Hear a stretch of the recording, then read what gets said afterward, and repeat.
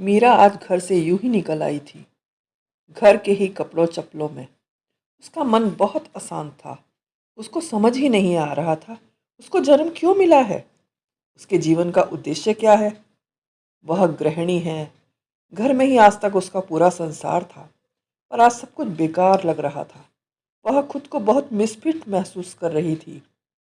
आज जरा सी बात पर बेटे ने सुना दिया कि माँ, आपको जरा भी अकल नहीं है, मेरे कागज क्यों छेड़े। वह सन्न रह गई थी। वह तो उसका कमरा साफ करने गई थी। पूरा कमरा बिखरा पड़ा था। गंदे कपड़े, जूते, मोजे सब फर्श पर थे। बिस्तर पर लैपटॉप, मोबाइल था और ढेर सारे कागज बिखरे पड़े थे। कॉफ़ी के मग और रात के खाने के जूठे बर्तन साइड टेबल पर ढेर लगे थे। खाली चिप्स, चॉकलेट, केक के रैपर पंखे की हवा में जहाँ तहाँ पड़े फड़फड़ा रहे थे। उन्हें देखकर ही गुस्सा आया। फिर कमर कसकर काम में जुट गई। सब साफ सफाई कर कागजों को करीने से रख वह इस इंतजार में थी कि बेटा तारीफ करेगा, पर उसने तो आड़े हाथों ले लिया।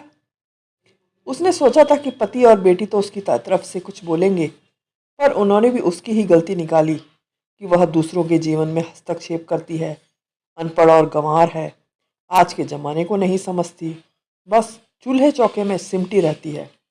आराम का जीवन है, घर से बाहर निकलना पड़े तो पता लगे कि कितनी मेहनत करनी पड़ती है, कितना दिमाग खपाना पड़ता है।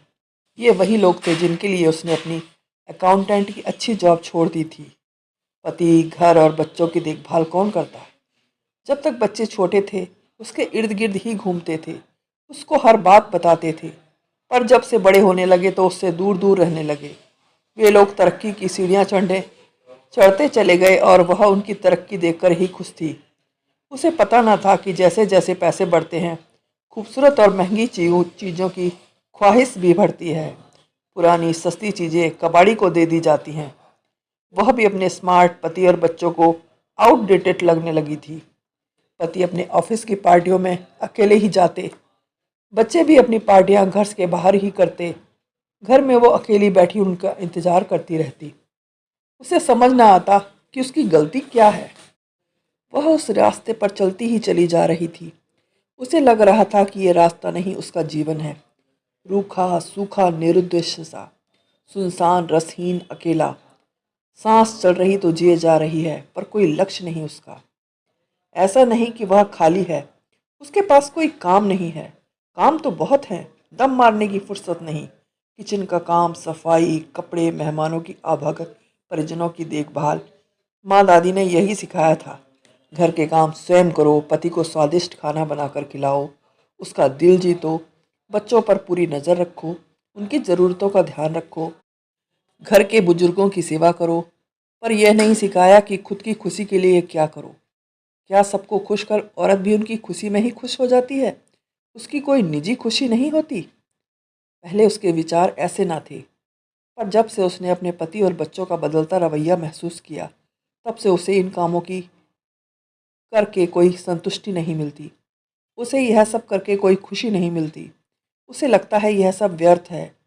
यह सब काम तो कोई भी कर सकता है, अधिकतर औरतें करती भी हैं, पर उनकी इज्जत कितनी होती है। उन्हें यूं ही समझते हैं लोग। कोई सराहना नहीं, कोई प्रमोशन नहीं, घर की धुरी होकर भी कोई मूल्य नहीं होता।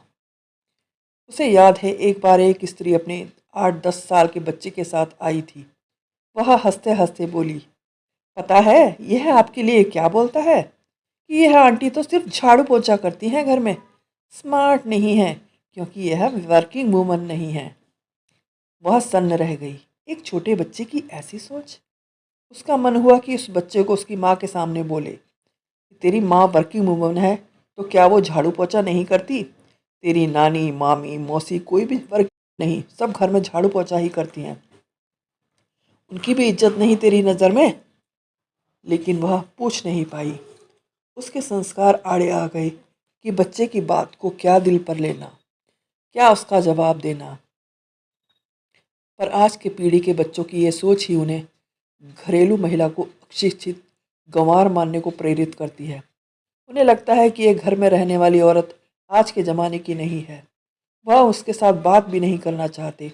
उन्हें लगता है कि वह उनकी बात नहीं समझ पाएगी। वह स्त्री जो उनके सुख के लिए पूरे दिन खटती है, उसके सारे काम उसके कर्तव्य बनकर रह जाते हैं। उसको कोई अधिकार नहीं मिलता। पति बच्चे आधुनिक जगत में कदम से कदम मिलाकर चलते हैं, अपने अपने पसंद के कामों में लगे रहते हैं। वह घर के कामों में फंसी अपने लिए समय ही नहीं निकाल पाती। स्तन अपनी उम्र से बड़ी दिखती है, वजन बढ़ता जाता है, वॉक का समय ही नहीं मिलता। ब्यूटी पार्लर जाते हुए उसे शर्म आती है।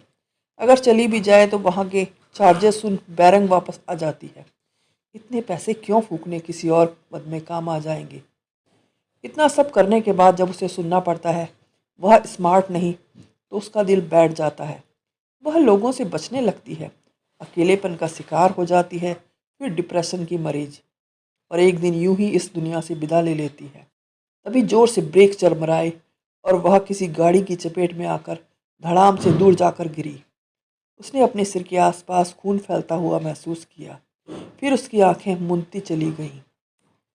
जब उसे होश आया तो उसने खुद को अस्पताल के बिस्तर पर पाया। उसे काफ़ी चोटें आई थीं। उसके पति और दोनों बच्चे वहीं थे, काफ़ी परेशान दिखे। उसमें उसके होश में आने की खबर सुन उनको राहत मिली।